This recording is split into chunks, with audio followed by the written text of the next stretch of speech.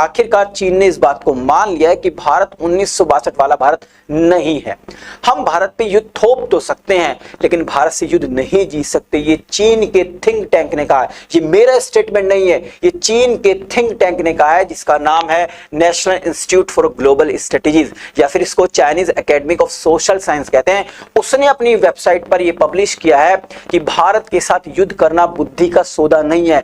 अगर युद्ध किया जाता है भारत के साथ तो इसमें भारत को कम, चीन को ज्यादा नुकसान होगा। तो इसीलिए युद्ध करना घाटे का सौदा साबित होगा चीन के लिए। इंफ्रास्ट्रक्चर को डेवलप कर रहा है। अगर युद्ध होता है तो युद्ध में हराना इम्पॉसिबल होगा, जबरदस्त रिवर्ट करेगा। हम लोग तो पार्टी वाले लोग हैं, पार्टी करते हैं, पार्टी शार्टी। हम लोग म्यूजिक, गाना, डांस आवाज करने के चक्कर में रहते हैं। हम जिहाद, हमने अफगानी मुगलों के खिलाफ जिहाद किया था, जो इनके खिलाफ जिहाद करेंगे, इनके साथ जाएंगे। हमने ब्रिटिश के खिलाफ जिहाद किया था। ये मेरा क्वेश्चन है, मुझे बता देना अगर वो गलत है तो मैं डिबेट करता हूं उनके साथ। हमने तो आज तक किसी के खिलाफ जिहाद, भाई हम तो पत्थर भी नहीं उठाते, और फलस्तीन तो फिर पत्थर उठा के मार लेते। हम तो सरेंडर हैं। ये जो चाबी वाले खिलौने होते हैं, ये जो डाका मार के आए होते हैं, इनके अंदर इखलाक की जुर्त नहीं होती। ये अपना माफी ज़मीर बयान नहीं कर सकते। दूसरा जुल्फकार अली भुट्टो था, ठीक है, जिसने अमेरिका के खिलाफ आवाज उठाई थी, जुडिशियल मर्डर कर दिया गया, ठीक है उसका। फिर उसके बाद इमरान खान ने कहा कि हम इनको अड्डे नहीं देंगे और उनके खिलाफ नो कॉन्फिडेंस मोशन ले आई। हमारी ट्रेजेडी ये है कि वो एक टॉय दे दिया गया हमें, टिकटॉक और ट्वीट।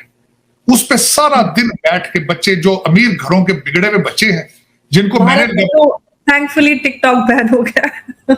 नहीं होना चाहिए था, वो चाइना का टूल है। यहाँ पे भी लोग, अब बल्कि मैं यहाँ पे डोनाल्ड ट्रंप ने कहा था इसको बंद करो, क्योंकि चाइना इससे इंफॉर्मेशन ले रहा है सारा। दूसरा, आपको याद होगा टाइम्स ऑफ इंडिया ने भी इस न्यूज को पब्लिश किया था कि जो गवर्नमेंट है, गवर्नमेंट ने 16,000 करोड़ रुपए जो हाईवे चीन के बॉर्डर के नजदीक बनाया जा रहा है उसके लिए सेंक्शन यानी उसके लिए पास कर दिया है।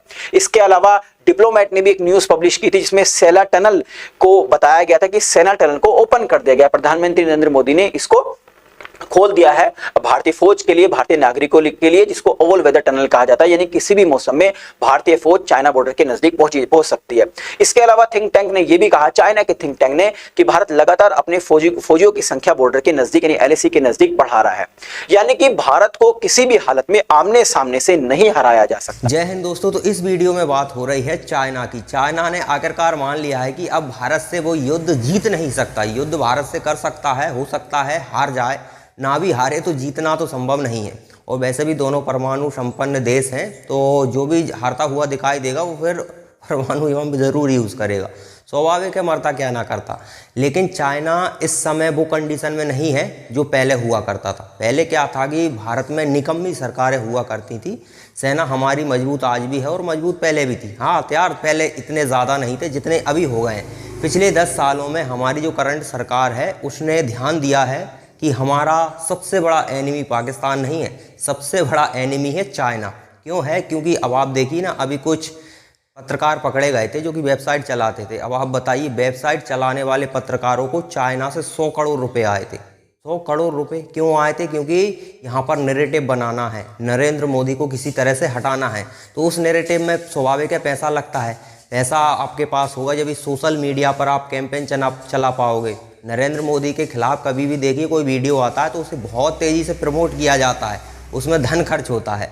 क्यों? क्योंकि नरेंद्र मोदी को हटाना ज़रूरी है। पिछले 10 साल में नरेंद्र मोदी ने चाइना की भी बैंड बजा रखी है, क्योंकि चाइना को भारत के मार्केट से तो पूरी तरह से बाहर कर दिया और इसी कारण से दुनिया से भी चाइना धीरे धीरे कटता जा रहा है। जिन जिन देशों से समस्या है, चाइना के आसपास जितने देश हैं हम उनको ब्रह्मोस्त्र तक दे चुके हैं। तो ये चाइना को अच्छा लगेगा? कभी नहीं लगेगा। जो भारत कभी चाइना से डरता था, आज वो भारत आगे दिखा रहा है चाइना को, तो चाइना के लिए अच्छा नहीं लगेगा। तो वो अपने हिसाब से पैसे का इस्तेमाल करते हुए चाहते हैं कि भारत में नरेंद्र मोदी प्रधानमंत्री ना रहें। ऐसा कोई प्रधानमंत्री बने जो हमसे डरता हो, जो पाकिस्तान से ही डरता हो, तो वो स्वाभाविक है। अब आप देखिए ना, एक नेता का बयान आया था कि पाकिस्तान के पास परमाणु बम है, हमें उससे अच्छे से तभी मतलब उससे डरना चाहिए। अब आप बताइए कि पाकिस्तान से डरना चाहिए तो वहीं चले जाओ भाई, यहाँ रह ही क्यों रहे हो? जब पाकिस्तान से डरना हमें चाहिए तो पाकिस्तान तो हमें डरा रहा है, तो वहीं जाकर रहो, यहाँ रह ही क्यों रहे हो? ये देशद्रोह कहते हैं इसे। तो ऐसे ऐसे लोग जब सरकारें में आएंगे तो स्वाभाविक है चाइना तो बहुत बड़ी बात है, पाकिस्तान जूते मारेगा। और वही चाइना मारता था कहाँ? जहाँ भी वो अपनी सेना अड़ा देता था, भारतीय सेना को पीछे हटना पड़ता था। ये हुआ है। जो अभी अभी के लोग हैं शायद उन्हें अनुभव नहीं होगा, तो आप पिछले 10 साल से पीछे जाकर न्यूज़ चेक कर लीजिए, आपको सब पता चल जाएगा कि चाइना कहाँ घुसता था, वहाँ से हमारी सेना को हटा लिया जाता था। लेकिन आज दौर बदल चुका है, क्योंकि आज हमारी ऐसी सरकार है जो देश हित में सोचती है। हर मामले में, सेना के मामले में देख लीजिए, ऐसे ऐसे हथियार हम लेकर आए हैं दुनिया से। हमने हमारे यहाँ पर जो हथियार निर्माता कंपनी थी उनको भी प्रमोट किया है। तो हम हथियारों के मामले में चीन से थोड़े बहुत ही पीछे हैं। तो इसलिए चीन को पता है कि अब भारत से युद्ध संभव नहीं है। तो चलिए पाकिस्तानी मीडिया आगे और क्या कहता है वो देखते हैं। हमारे पाकिस्तान के अंदर लफ्ज जिहाद एक फैशन बन चुका है। अगर इनसे पूछा जाए जिहाद का मतलब क्या है, इसकी स्पेलिंग क्या है, किसी को नहीं पता। और इनके डीएनए में भी जिहाद है नहीं, क्योंकि मैं खुद वहां से हूं। हम लोग तो पार्टी वाले लोग हैं, पार्टी करते हैं, पार्टी शार्टी। हम लोग म्यूजिक गाना डांस आवाज करने के चक्कर में रहते हैं।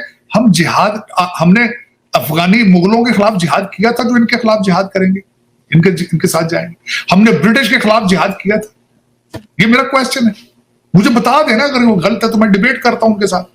हमने तो आज तक किसी के खिलाफ जिहाद, भाई हम तो पत्थर भी नहीं उठाते, और फलस्तीन तो फिर पत्थर उठा के मार लेते हैं। हम तो सरेंडर करते हैं, हम सरेंडर करके गले में हाथ डालते हैं उनके, जो भी फॉरेन इन्वेडर आए। लेकिन हमारे फैशन है जिहाद, और एक टूल हमारे हाथ में आ गया है, पता नहीं वो नया सोशल मीडिया पे ट्वीट, उस पे हर बच्चा उर्दू में ट्वीट कर रहा है, इंग्लिश में भी नहीं ट्वीट आते, ट्वीट के स्पेलिंग भी नहीं आते।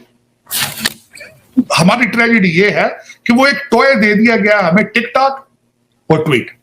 उस पे सारा दिन बैठ के बच्चे, जो अमीर घरों के बिगड़े हुए बच्चे हैं, जिनको मैंने थैंकफुली टिकटॉक बैन हो गया। नहीं होना चाहिए था, वो चाइना का टूल है। यहाँ पे भी लोग, अब बल्कि मैं यहाँ पे डोनाल्ड ट्रंप ने कहा था इसको बंद करो, क्योंकि चाइना इससे इंफॉर्मेशन ले रहा है सारा कुछ। अब बल्कि मैं एक और, कल परसों से एक नई बात आपने जो बात कर दी, तो मैं इस पे रिसर्च करके बैठा हूं। अंबर, इस 1 बिलियन बंदा हर महीने इसको यूज करता है। और फिर इन्होंने अब अगले दिन यहाँ पे किया, उन्होंने कहा टिकटॉक और ये सारे और ये फेसबुक वगैरह ये एडिक्टिव सिस्टम लगाते हैं, और इनका क्या कहते हैं, रिदम जो होता है, अगर आप इसको वो यूज करेंगे तो फिर वो आपको मजीद उसमें आगे एंगेज करता जाएगा। तो वैसे ही एंगेज करता है, उसी तरह का कंटेंट, एंगेजिंग कंटेंट देता है, ताकि आप उसमें लगे रहें और ज्यादा से ज्यादा टाइम उस ऐप के ऊपर स्पेंड करें। और जितना टाइम आप उस पे स्पेंड करेंगे, उनकी उतनी ज्यादा आप आमदनी बढ़ती है। यहाँ पे हमारे जो इसमें इस वक्त अमेरिका के, बल्कि मैं आपको मुबारक दूंगा इस चीज की, हमारे जो सर्जन जनरल मूर्ति उनका नाम है, जो भारतीय निजात हैं, उन्होंने अगले दिन कहा है कि जिस तरह टबाको स्मोकिंग जो सेहत के लिए खराब थी, इसी तरह ये भी हमारे लिए खराब है, हमको चाहिए इसके ऊपर लिमिट रखें। तो लेकिन वो ये है कि हमें वो टूल मिला है अभी नया पाकिस्तान में, तो वो उससे फिर वो जिहाद समझते हैं। ट्वीट दिन में अगर 10 जिहाद के नाम पे ट्वीट की हैं, इससे सवाब मिल रहा है। मैंने एक दफा सर्वे किया था कि नमाज तर्जमे के साथ कितने लोगों को आती है। मुझे भी कुछ सारी नहीं आती, मैं क्यों, क्योंकि मैंने हिफज किया हुआ। लेकिन एक ज्यादातर पाकिस्तानी पोस्ट ग्रेजुएट लोग तो थे, उनको भी नमाज तर्जमे के साथ। तो फिर सारा दिन क्या करते, तभी तो मस्जिदों में बम मार रहे हैं, मस्जिदों में धमाके कर रहे हैं। अब वो खुदा का घर है, खुदा के घर के अंदर भी बम मार रहे हो यार, और मारने वाला भी मुसलमान है, मरने वाले भी मुसलमान। तो दोस्तों यहाँ पर चाइना कमज़ोर भी हो रहा है, क्योंकि आप देखिए ना कि 15 ट्रिलियन का शेयर मार्केट था, और शेयर मार्केट आपके देश की इकोनॉमी को सीधा सीधा दर्शाता है। क्योंकि जब शेयर मार्केट आपका बहुत बड़ा होता है तो उससे पता चलता है कि आपका देश की इकोनॉमी बहुत तेज़ी से भाग रही है। हमारा 5 ट्रिलियन का हो चुका है शेयर मार्केट, अभी कुछ महीने पहले ही 4 ट्रिलियन पर पहुंचा था। 1 ट्रिलियन का जंप, वो भी इतनी जल्दी। तो आप अंदाज़ा लगाइए कि भारत किस तेज़ी से बढ़ रहा है।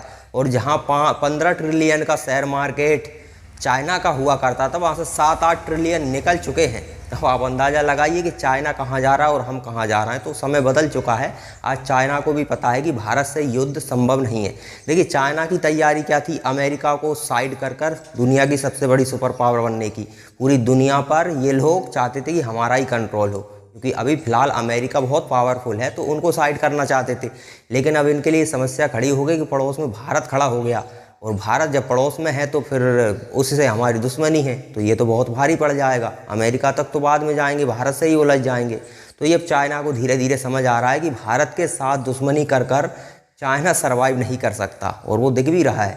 क्योंकि भारत जितना बड़ा मार्केट चाइना के लिए बंद हो जाए, ये तो बहुत, देखिए अब मैं कोई चीज़ बनाता हूँ तो उसे बेचने के लिए जब मुझे मार्केट तो चाहिए ना। चाइना मैन्युफैक्चरिंग हब है, लेकिन बेचने के लिए दुनिया का सबसे बड़ा मार्केट तो भारत है और वही बंद हो गया। और कई देशों से दुश्मनी आपने पाल रखी है, वो भी धीरे धीरे बंद कर रहे हैं। तो फिर आप बना तो लोगे, बेचोगे कहाँ? और नहीं बेचोगे तो फिर आपका भी वही हाल होगा जो पाकिस्तान का हो रहा है। अब भले ही चाइना की बहुत बड़ी इकोनॉमी है और पाकिस्तान से कंपेयर ना किया जा सके, लेकिन फिर भी पाकिस्तान की ही तरह एक दिन इसकी स्थिति हो जाएगी चाइना की, क्योंकि आपकी नीतियाँ गड़बड़ हैं। आप जहाँ रहते हो वहाँ मान लीजिए 10 पड़ोसी हैं आपके और आपका लगभग 9 पड़ोसियों से बैर है, तो आप सर्वाइव कैसे कर सकते हो? ये तो आपको सोचना होगा। चाइना का जिनसे बॉर्डर नहीं मिलता उनसे दुश्मनी है चाइना की, किसी न किसी बात को लेकर हर किसी को धमकाता रहता है। तो स्वाभाविक है, जब हर किसी से आप दुश्मनी पालोगे तो आपके व्यापार में लात तो पड़ेगी ही पड़ेगी, और वही हो रहा है। इसलिए चाइना आज रिसेशन में जा रहा है।